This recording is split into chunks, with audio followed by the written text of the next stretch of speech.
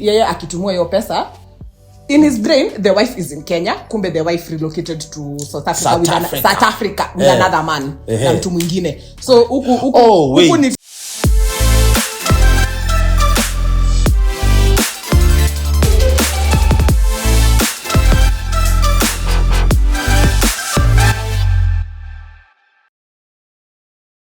Hello everybody, welcome to another episode of the Wide Podcast, where we discuss life, law, business, fun, and everything in between. My name is Hansen. My name is Val, and on this episode of today, this episode was actually inspired by our previous episode. If you watched our previous episode, which if you haven't, please do.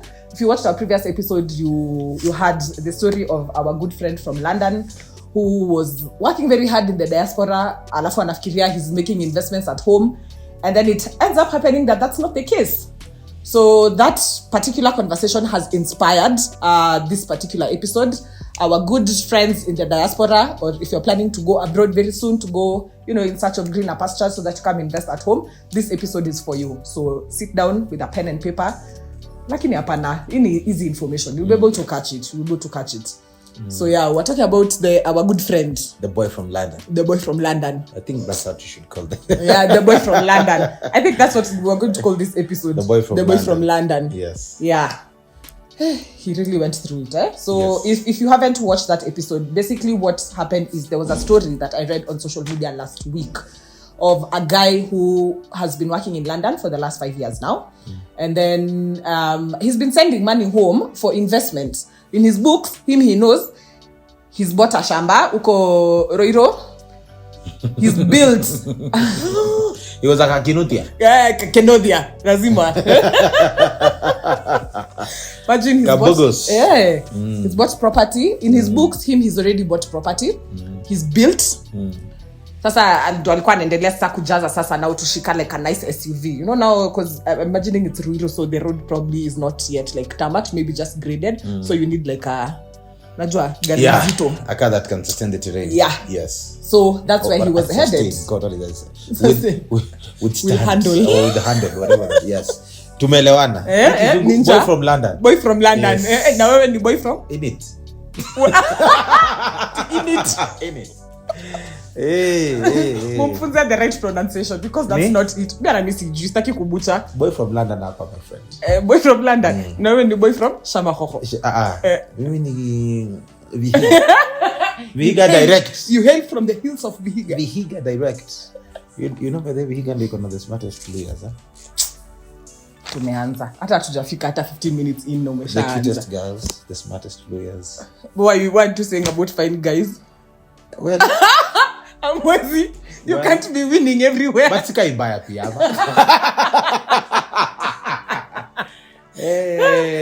Hapo so you draw the line. Tuko sawa. Muko sawa. Okay. Tuko sawa. Tuko na Mudavadi. Your stronghold, I don't lakini wacha tusingilie hizo because mimi tukianza kuongelea maneno ya stronghold wa kwetu wanatuangusha sana. Sasa mimi sitaki tuingilie hiyo. Tuko sawa. Shiv pengine Shiv is Maragoli. So at least mko na representative kidogo. At least mwenza na workout kidogo nini ana to represent. Mimi sababu Mudavadi hapo tukimweka ni kugumu. Lakini akona do.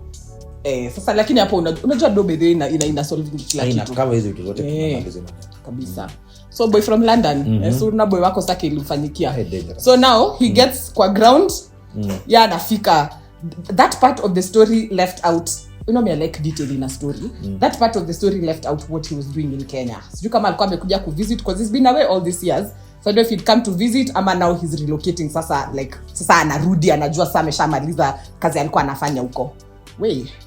The person landed kwa ground. Empty field. Na kwanza, first of all, it is an empty field. The property, afadhali hata at least angekuwa amenunuliwa shamba. The property hapo penye alikuwa anaonyeshwa where his property is supposed to be is a field ya estate. You know the way estates, like people in a gated community like this, there are houses and then like there's a field like this where kids play.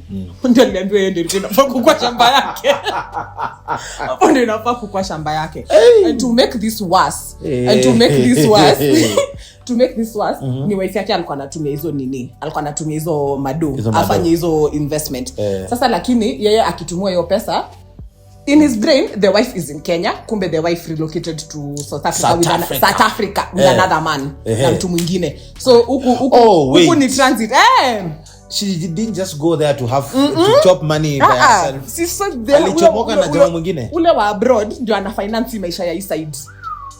Okay, so she left Kenya with another guy. Yeah. Okay. Or rather she left, according to her, I understood it in the story, she left Kenya either to go be with someone else in SA or they left here together.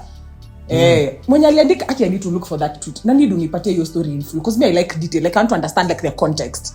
So, kumbe this guy was financing their life. Anatuma pesa kutoka London. Huku Kenya ni ina bounce tu hapo. Hivi tu, out.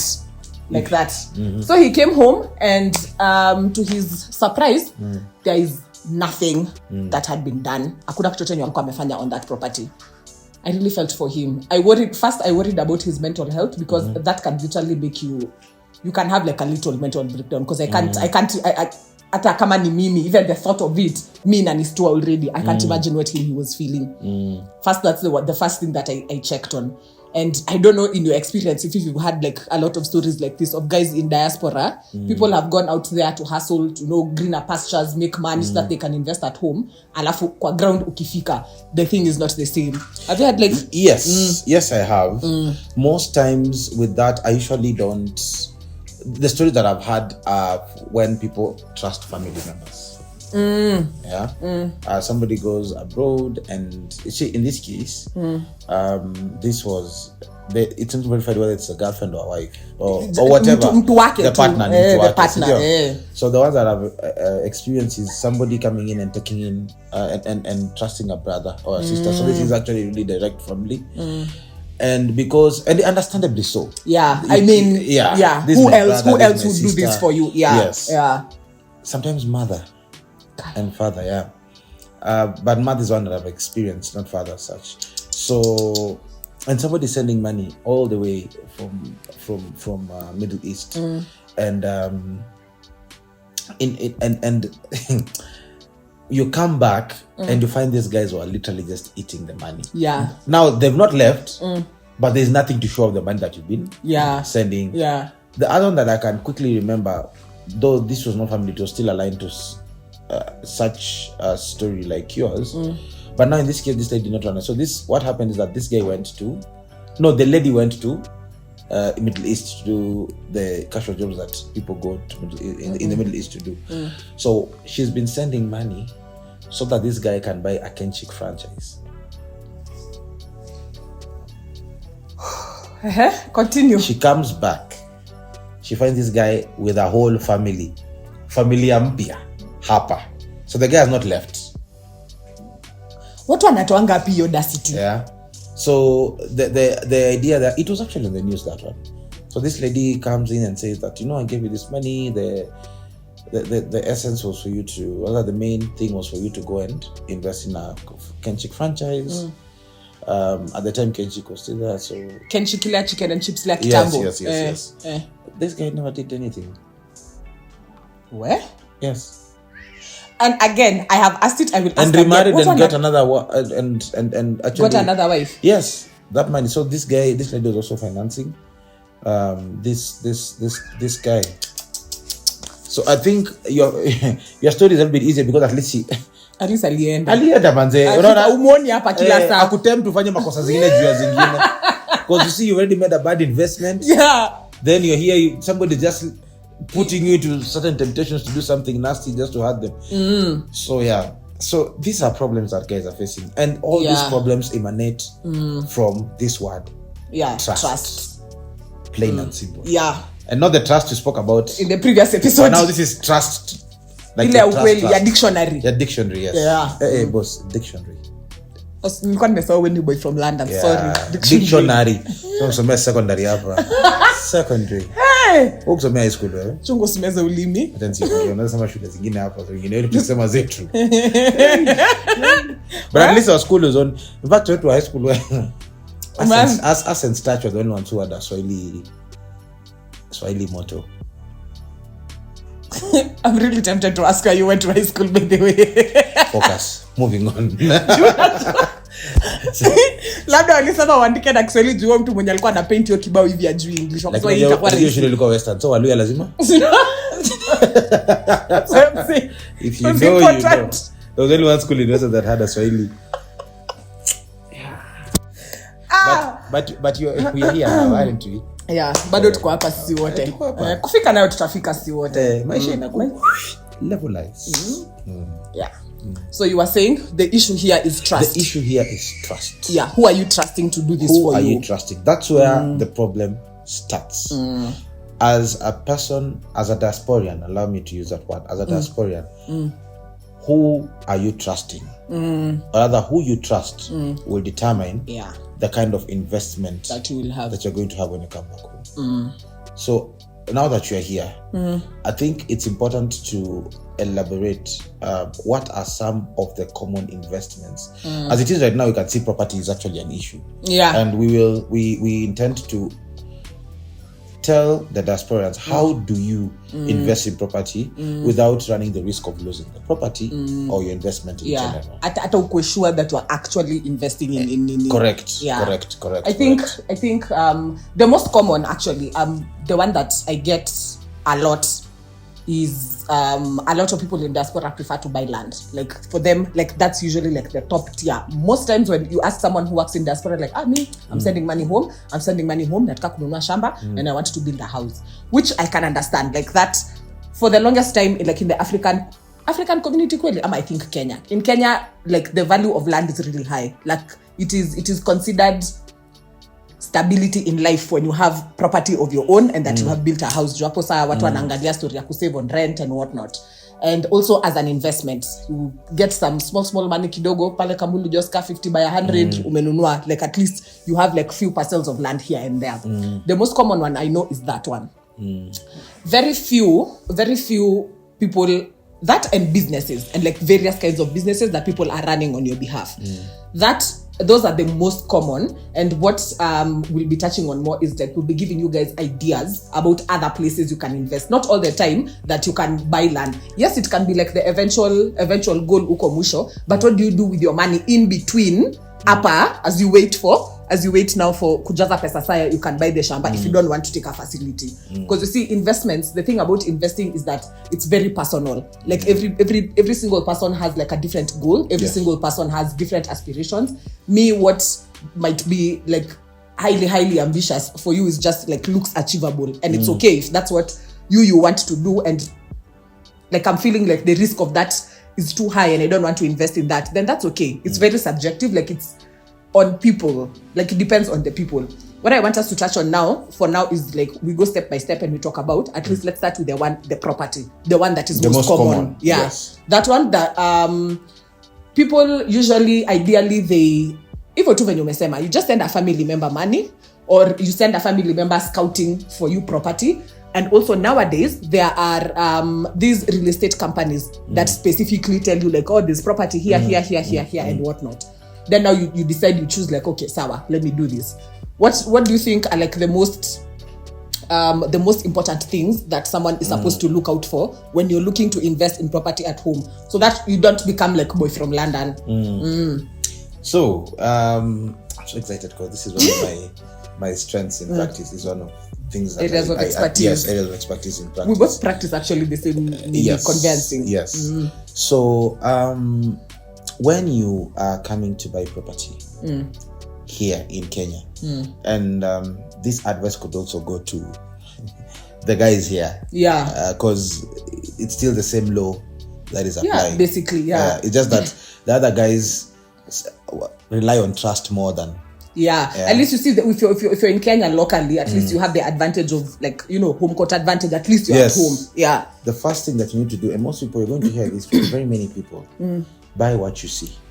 And it is very important to understand the aspect of buy what you see. And I've always been skeptical when it comes to online purchases. Let's say buying things from these online platforms. So even you don't buy things on Jumia and the like?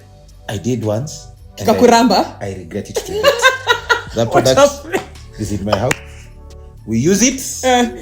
But it's just that fake. I am struggling with it. Somebody who understands, because I bought a home theater. Man. Yeah, they are there.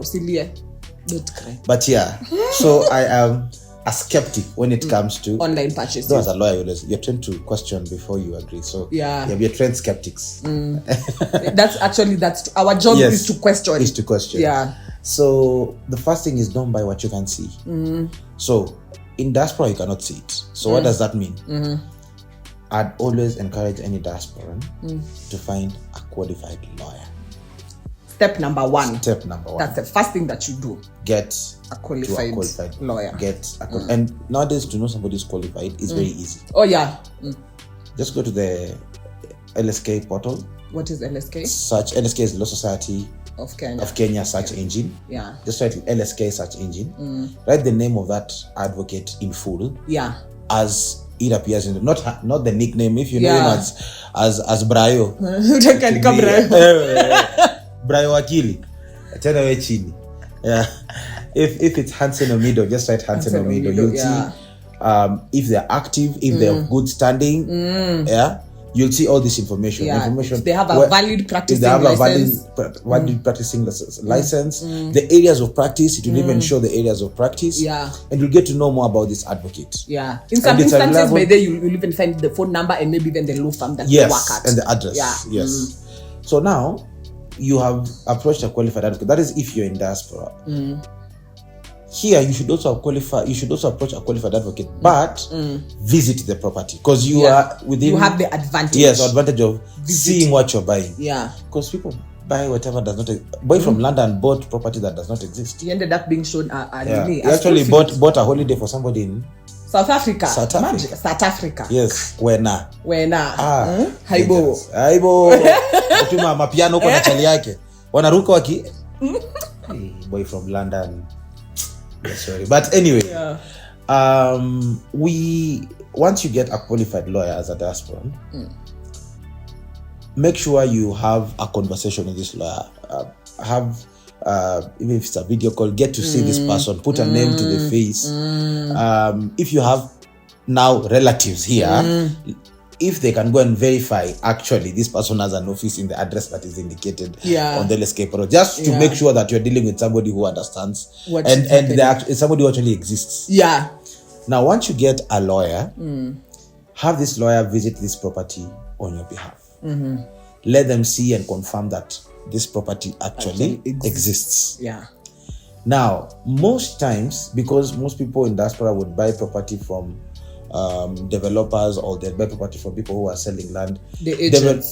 The developers usually have their own lawyers. The mistake most diasporans do is because the other lawyer can also stand in and fill in for the purchaser's lawyer, in this case that's diaspora. Yeah. They see saving cost and they decide to go that direction. These are the demerits. Let me start with the merits. The merit is you'll save money.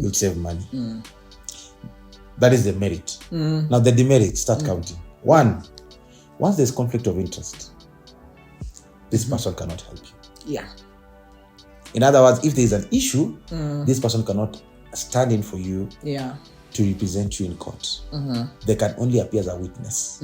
And they cannot, even appearing as a witness, there's conflict. There's a problem. Basically, it's their first duty is to protect the interest of the person who actually in fact, that is problem procured their services. That is problem number 2. Yeah. Problem number 2, the higher obligation is on the person who hired them first. Yeah. Yeah. So wewe ni kama unadandia tu. Wewe unadandia tu. Na unamwongezea. Third problem. We have what we call the advocate's enumeration order that guides advocates to charge. So in essence, you might end up paying less, yes, because when you get an advocate who's going to represent you in this transaction, you'll pay them according to the advocate's remuneration order. But in this case, because you are paying less, you actually that advocate is committing an illegality. You do not want to be presented by somebody who should be upholding the law and they're doing what you call undercutting. Yeah. So at that should alarm you in the first place. Yes. Yeah, you agree. Yeah, you're being presented by somebody who's already committing an illegality, already breaking the law. Yes. Yeah. There's a problem. Yeah. So we get to court, for instance, and somebody says, "I didn't pata." The other lawyer decides to repeat and says, "Okay, this is the only paid. Yes, you said this is the fee." Now you and the lawyer are actually in bigger problems because now you are undercutting. You're supposed to have paid. The same person who's supposed to represent you is also in trouble now. You see? Yeah. Problem number 4. Any person, that means that is somebody who lacks ethics. Yeah, because it's going against the ethical standards of the practice. Yeah. So you are going to be you're going to get yourself into so many issues for no good. For no good reason. I like what you said on the part for ethics, because remember, like we have said, a lot of people in the if you work abroad in the diaspora, you rely heavily on trust. So you need to be able to like work with someone who you feel like you can trust them. You know. So nakama, like little things like that are what you look out for. Those are the things you look out for. Somebody's ethics, somebody's like professionalism, things like those. Yeah, because you're operating from a point of trust. Yes. Yes. So it's important that you look. You see the demerits outweigh the merits. The only thing you're doing here is saving money. Yeah. But it ends up costing you more. At the end of so that is number 5. It ends up costing you more. In the event. Okay, sometimes it works, by the way. Yeah. Most people have been lucky. But in the event, the risk, if something happens, the risk you're running is this. Those 5 things. Yeah. And you are going to pay more. You will. To sort out this issue. And in fact, you see those legal fees that you were looking to save at the beginning. Yes. First of all, the lawyer will charge you first for undoing the problem that you are in, and then now fixing it the right way. Yes. So now you'll have paid 3 times. Yes. Si utoko umelipa ile ya kwanza ile yenye umefinyiwa macho, then now you're paying again now to have that thing undone, and then now I'm charging you now for the services now that I have removed that problem. Now this is now for my services for doing for you 1, 2, 3, 4, 5. Correct. Yeah. Correct. So it's important that you consider this by the time you're getting this lawyer. So you've gotten a good lawyer, you've seen his or her, he or she is a person of good standing on the LSK search engine website. You have called them, you've had a video call because you're not in the country. You probably sent a relative who now a relative can now come in that place, in such a place, to just go and confirm this person actually exists. Just like an see oversight. You require no oversight really, just to verify that the lawyer is there. Yes. Yeah. So now you've done that. So now this advocate is going to stand in your place. They'll represent you in this transaction. Once they start engaging with the other advocates, we'll have a sale agreement come in. The sale agreement is what is going to determine the conversation, the nature of the transaction. It's going to shape the relationship. Some people start from what we call a letter of offer. But normally, according to how conveyancing or real estate law is structured, the document that precedes the other is the one that takes priority. So if I do a letter of offer and then I do a sale agreement, the sale agreement is what we're going to consider. Yes. I thought we could have some the other way around. I agree. The one that succeeds the other, not precedes. Succeeds the one that succeeds the other is the one that takes precedence. So in this case, I usually in my way of doing things, I prefer starting from the sale agreement. But sometimes the letter of offer is necessary just to build the trust and build the relationship.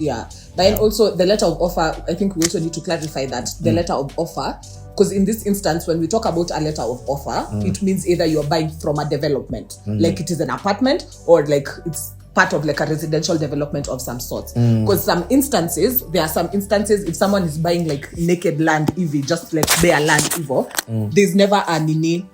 It's very rare for an offer letter to be there. So the agreement for sale is the one that will like now determine the nature of the transaction and how it is going to proceed.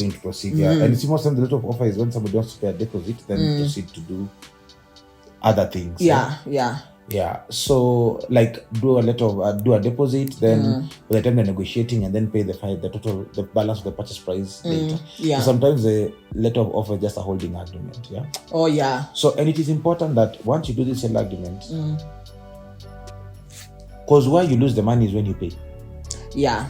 So in this case, when you have an advocate, you make sure that your money is being held. Your advocate, you can send that money to your advocate, and your money is held in the advocate's client account. So an escrow account is an interest earning account. So in this case, you're making more money because let's say, for instance, you're buying a property of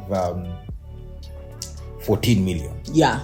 And it's earning an interest up there. Yeah. Even if you'll get even like 400k or something. Yes, like that. That money can be used to go ahead and so make sure it can even be the legal fees now that you pay the lawyer. The legal fees just sitting there. Yeah, it was just sitting there. Yeah.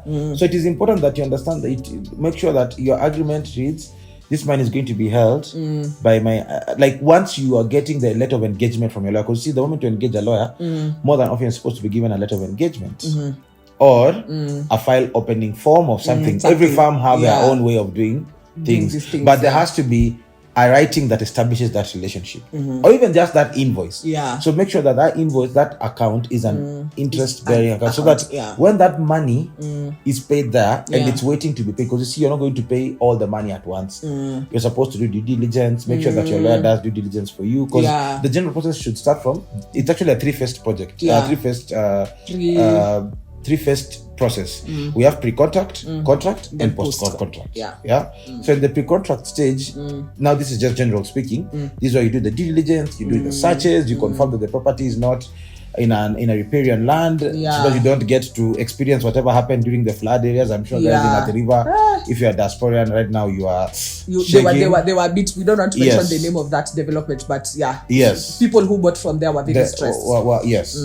I also come around that area, so we were Kuleju. Yes, our development Kuleju, so we didn't get to experience. But we saw guys who are downhill. So now all the water that was coming from Ukoju was going there. Correct. Yeah. Yes. Yeah. So you do not want to get yourself in a position where you are buying property that due diligence has not been done. And sometimes the due diligence does not just end at lands. Most people just go to the lands ministry, the Ministry of Lands to do search. Yeah. It's important to go do a search at the county offices, confirm that this property does not have rates that have not been paid. Yes. Because then now it will also affect at point of registration, because you do need those documents. And some people would say it's a freehold property. And there are two types of property. You have a freehold and a leasehold. So the lease is where you are buying, both of them have exclusive rights. The only difference between a leasehold and a freehold is that a freehold you'll have those rights forever. A leasehold you'll have them for a certain time. But the rights are the same. Yeah. You own the property. It's yours. It's just that the lease is within a certain time. A freehold doesn't have a time. Yeah. Doesn't have a time frame. It's in perpetuity forever. Yes. Then in a leasehold you all pay rent to the government, because it's all land is owned by government. Even the freehold, but just that now the interest given to it is a freehold. Yeah. Now, it is important that you also do that's why I'm saying you do a search at the county officers just to confirm the issue of rates, because all land, regardless whether freehold, everybody pays, or leasehold, yeah, rates are supposed to be paid. Yeah. For this reason, rates are used to do garbage collection, water road piping, water piping, cleaning. These things that the county does for, it doesn't mean that the property is mine. The county will not give me water, piped water. Yeah. So to maintain these things that the counties are in charge of, that's what the rates is for. Do they do what they're supposed to do? Story for another. Just have your paperwork. Yes. So just make sure that this search is done wholesomely. Yeah. Yeah. Go to the survey department. Get what you call registry index map. Yeah. Yeah, what people would you hear survey map, it's fine.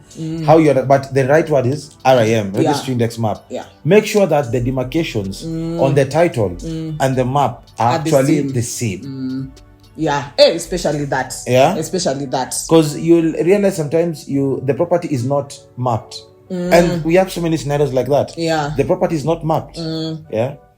Now, if you're buying into a development. This is not about if you're buying into a development, it's important that you look at do these guys have a National Construction Authority permit to construct? Has the county approved? Is this a county approval? Do we have a NEMA license to actually do that? Do we have what we call what do you call this? Yeah, a NEMA license and NCA. Yeah, I think those are the most important ones. There's another one that is certificate of practical completion, but that's after. Yeah. So once you have all these things, you confirm that this property. Now, this is what I was looking for. What you call a PPA2. Yeah, a PPA2 means in the event this property was a freehold, and a freehold that had agricultural use. So most freehold property, you'll find that they're being used for agriculture. Most of them, not all. It is not a blanket application. But let me just use the use. If at all this property was being used for agriculture, and now I'm building commercial blocks, you need a PPA2 to confirm that this property, the use has been converted. Yeah. It's to a residential now, to a residential use, because you cannot have a commercial block or a residential use on an agricultural property.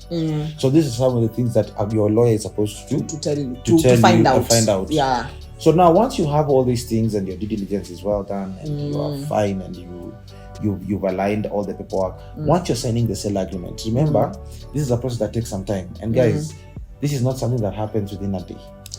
Land buying is a process. It's not a thing that Kenya, yeah. It takes some time. Sometimes we'll have issues. Months, yeah.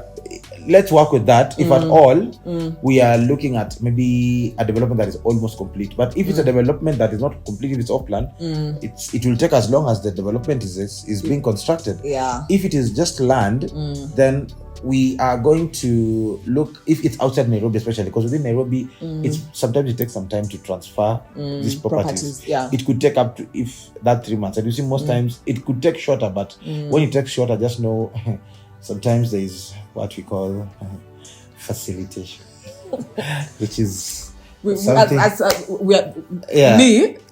pleading the fifth. I'm not having that discussion. So that is what. Sometimes, but we never really encourage it, because if something goes wrong, and sometimes it's just good to follow the law. Yeah, it is very, not even sometimes. It's always good to follow, because we are actually encouraging guys to. So it could take 3 weeks to up to 3 months, depending on the location. In Nairobi, property transfer is usually hectic, but if it is outside Nairobi, upon signing the transfer documents, then it could take about 2 weeks, and you have your title. Yeah. So the process of negotiation is what we are cumulatively saying 3 months. 3 months, until, because you'll negotiate, do your due diligence. By the time you deposit the money, and maybe sometimes you need to procure, like, to get some other documents that are needed for registration. So it takes time. Yes. It takes a bit of time. It takes a bit of time. Yeah. So once you have all that and you've signed, make sure that you see the moment when you're signing all the paperwork, an advocate has to witness. In the agreement, in the transfer, has to witness the sale agreement, and once that happens, the professional obligation. Remember, the professional obligation continues to be built. So in case there is something wrong, this development does not come to fruition. In the event you're doing a development and the off plan, like this, what Soraya and sometimes the guys of this other development that went under with issues and Saiton and things like that. There's a property they were constructing Uko Kiambere Road in Kilimani, I think was subject to issues like that for off plan. Can't quite remember the details, but I remember they never ended up finishing the development because they were sued. So imagine now you find yourself, you bought a unit there. Yes. So it can be messy, man. Yeah. You become boy from London. You become boy from London. So see the importance. Yes. I think what you are trying to demonstrate as you continue to just take us through the process of like the just like the real estate process. I think what we are trying to demonstrate here is the importance of having a lawyer, because you see, in an instance like this, like this one that you're saying about an off plan, and you run the risk of becoming boy from London. Yes. You see, at least in the agreement for sale, the importance of having a lawyer is because the lawyer will also either draft. No, you're the one who's buying, so you're not drafting, they're reviewing. They'll review the agreement for sale to ensure that in the event that the development does not continue, what are your remedies? What am I? Yes. Yeah. How do I get out of this? Yes. And by the way, the most important parts Nizo of an agreement. It's that. Is default always, and not even an agreement. Just know this. Any legal relationship, and I'm very specific. Any legal relationship, you must know the fact that you're getting into it. You must know how to get out of it. Yeah. And how do you get out of it? Yeah, that's true. Especially on the how. And the how has to be specific. If this is the scenario, this is what we are doing. If this is the scenario, this is what we are doing. Because it's an investment, you don't invest. An investment should not lose money. Should not make you lose money. Yeah. So if I'm outing, then I have to step out without losing money. Yeah. At least let the status quo remain. Yeah. As much as inflation might have taken a hit on on the numbers, but let the quantity, the number stay as is, or maybe be paid an interest for being, taken through such a scenario. Yeah. Yeah, I agree. So now you sign the agreement, and once you sign the transfer documents as well, because once you sign the agreement, most times you'll be told if it's just a piece of land, that's when you pay the deposit. The deposit. Most times the deposit will be paid upon signing the agreement. Yeah. Now, when you sign the transfer, at that point, because you see the signing the transfer and they're being given the title, you exchange the title for the balance of the purchase price. Yeah. If it's an off plan, most times nowadays they usually have payment plans that run through the whole construction. Yeah. So make sure if you have a lawyer, your lawyer, if it's an off plan property you're buying, if at all the construction stops and the updates are not being given, then also the payments should stop. Yeah. Because most developers, you'll notice that the agreements are structured in a manner that the payments continue even regardless of whether they're building or not. Yeah. Yes.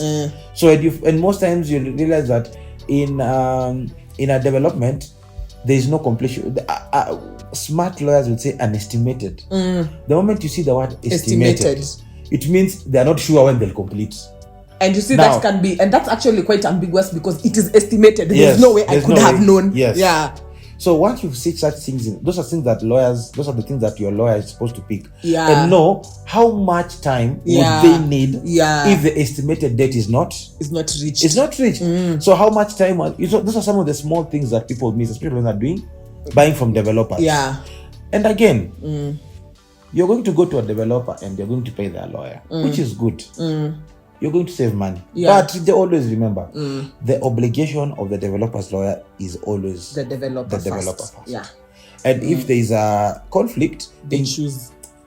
It's a problem. No, in fact, even they will not choose. The problem is once there's conflict, the law says you cannot represent either party. But you see, either way, if you say... So even the developer is exposed. That's fine. And you see that actually, that's double the risk. Because then if that advocate cannot represent you, then it means now you have to hire a different one and actually bring them up to speed of how far or what happened in that situation. Again. And then again, Uku, the developer also can't be represented. And if he's exposed, then even you're risking marambili because you're the one who's buying a property on their development. Yeah. So you save money to spend more later. It's not worth it.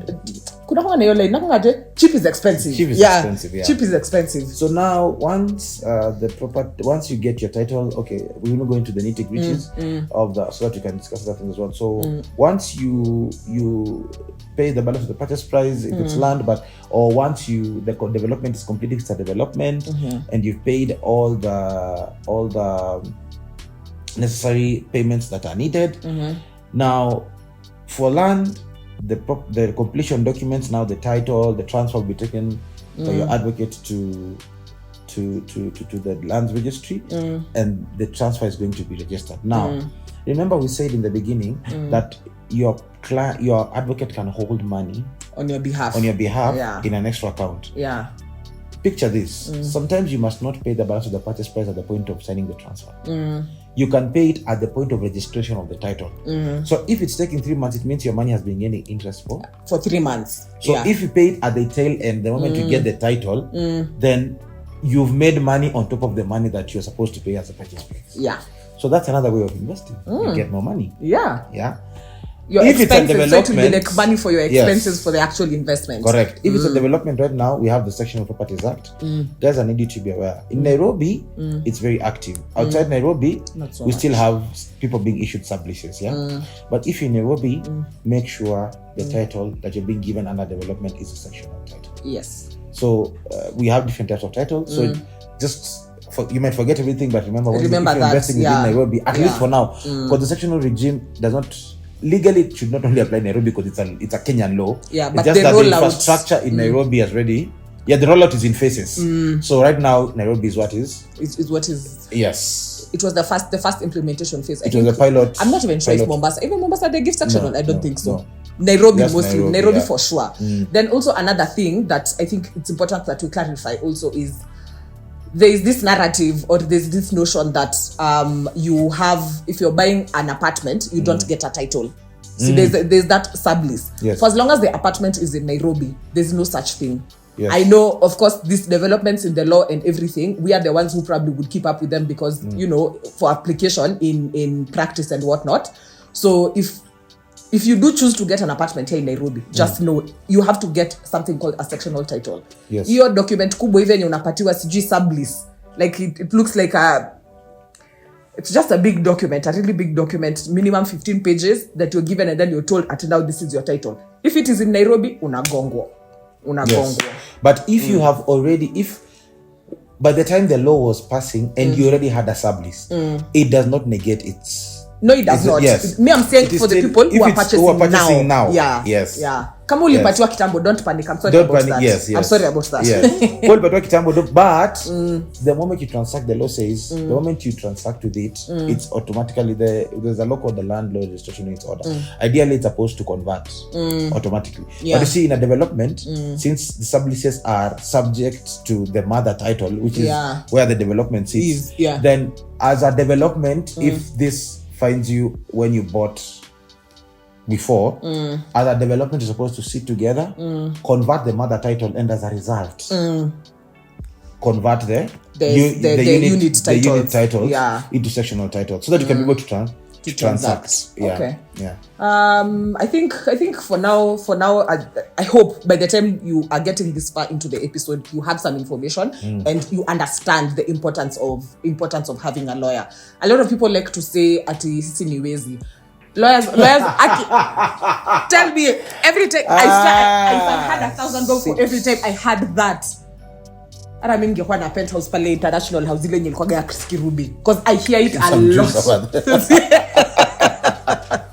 I hear it a lot. But it's yes, I can understand. We probably have that bad rep because there are some lawyers who actually will end up stealing professionals rock people. Kila mtu wako kila mahali, lakini sijui kwa nini sisi ndio mnatuonea sana. Bana tutawasaidia mbinguni. Haya. Utakwenda kukutana na Mungu hivi, mimi ndio niko hapo. Na kusema mashtaka yako. Shauri yako. Una kitu hapo.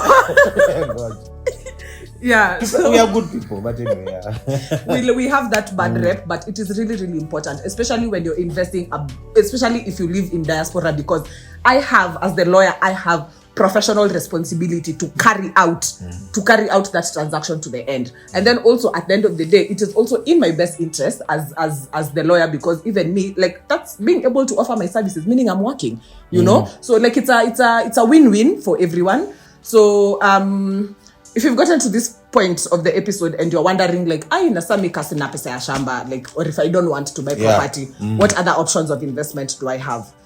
There are 3 income generating investments that are, number 1, at least they are low risk and not so high return. Low risk, not so high return, but it's the fact that there's a guarantee.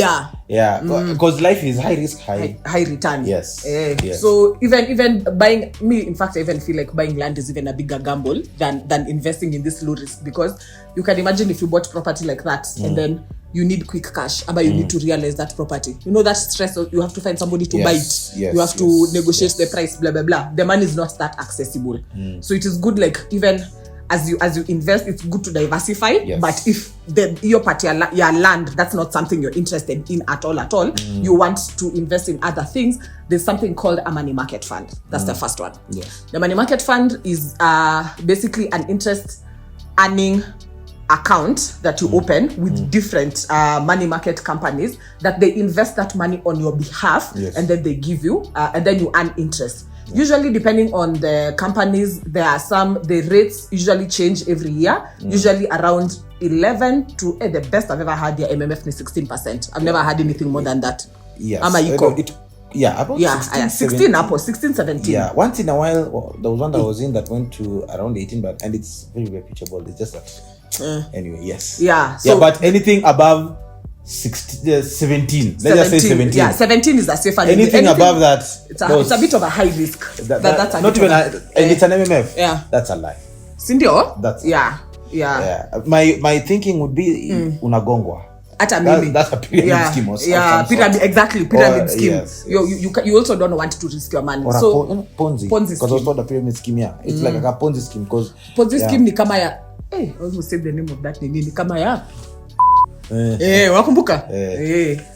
That one was a bad one. You don't have a mic. Hope that wasn't captured.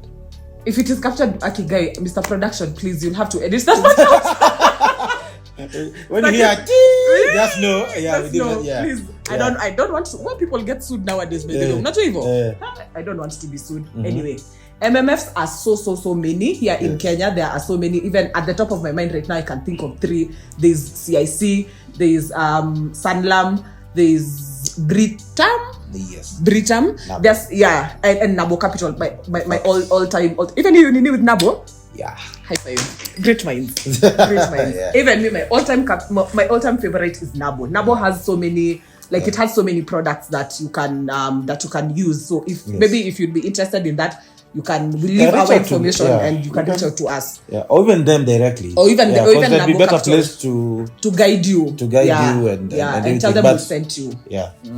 So there's the money market fund. Another one that is a more secure one that you can do is you can also do treasury bills and bonds. You can also invest in that. It is also a really good option because it's with the government. The only thing that you only need to be aware of is that it attracts 15% withholding tax, which is payable upfront. But at the end of the day, also the returns are guaranteed over a couple of years. If you just visit the Central Bank of Kenya website, you will see all that information because that's where you do that. But if you like us to do an in-depth episode on the same, just giving you the steps and the pointers on how to do that, please let us know. We're happy to give you that information as well. And I think it's important that you know that infrastructure bonds don't attract have an exemption. Yes, they're exempted. They don't attract. They don't attract tax. So if you're trying to not to pay tax, so the 15%. Yeah. So you're investing without paying tax. Yeah. So that's another way you can invest. Yeah. And then pray for the stability of the government. Yes. Because now that's something. The bonds are heavily reliant on the stability of the government. And also the implementation of the infrastructure plans. Yes. I'm not getting into that's another episode. And I think as you also need to know, guys, is that other than the MMF funds, the money market funds, we have equity funds as well. Under this umbrella, even I think Nabo has them, which are a little bit high risk, but they guarantee a higher return. So the beauty about getting to these people that you mentioned, some of them, those are not all of them. I'm sure we have others. It's just that those are the ones we've interacted with. Yeah. They are able to understand risk and analyze the risk on your behalf. Yeah. So you don't need to think so much. Yeah. The best place to do it. That is if you don't want to go the property route. Yeah. I think we'll have to do a separate episode on this one on investments because I've seen there are so many aspects that need to be covered. Which is also a very real estate investment trust. Yeah. Which is an MMF for property, basically. Yes. That's what it means. It's like an MMF for property. Yes. They're pulling in funds to build, then you're giving up. Yeah. So that's another conversation altogether. I think we'll have to do a new one. Yes. We'll have to do a separate But always, as we say, always get a professional to advise you on these matters. Yes. Always get, if it's the MMFs, talk to the CICs. Sanlam. Yeah. They'll be able to guide you with regards to the legal, get a qualified lawyer. We've already told you how to get a qualified lawyer. Yeah, you can always reach out to us as well if you need any services, and we'll be able to guide you further on these matters. That was a interactive, nice session. Thank you everybody for watching. If you've made it this far to this episode, we truly are grateful for your support, and we really hope that you enjoyed and that you have learned something, and that something has stood out and you are starting to think about investment, because it's important. So we really hope that you enjoyed this episode. I want to take this opportunity to also take this opportunity to thank the Kalei. The Kalei News is showing. To thank our very able production team, Meskith. Thank you so much for all the amazing work that you do. Bright. Meskith is our production team. We're really grateful for you guys. Thank you so much for the amazing work that you do. Make sure that you like, share, subscribe, and post it in your family group. This episode. Yes, especially this one. This one. Yeah. Auntie wa Maju. Tumia Auntie wa Maju. Na Uncle wa Maju asikuwe boy from London. Please. Uncle wa Maju asikuwe kama boy from London. You can. This information is very important. It can help someone. So please share this episode as far as you can. Thank you so much for watching, and that will be it. Peace. Bye. Yep.